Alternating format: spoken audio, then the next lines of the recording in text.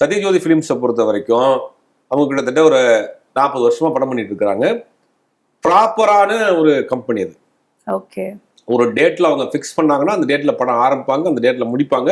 Budget அந்த டயத்துல இருக்கணும். நீங்க வந்து ஒரு பட்ஜெட் சொல்லிட்டு இன்னொரு பட்ஜெட்ல நீங்க படம் எடுக்கிறதெல்லாம் சத்யஜோதி ஃபிலிம்ஸ் விட மாட்டாங்க.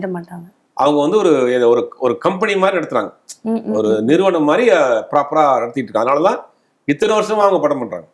சத்யஜோதி ஃபிலிம்ஸ் இன்னொரு சம்பவம் சொல்லலாம். சத்யஜோதி ஃபிலிம்ஸ்ல என்ன பண்ணுவாங்கன்னா, இந்த சினிமா கம்பெனிகள்ல வந்து சம்பளம் பெட்டிங் நின்று அவ்வளவுதான்.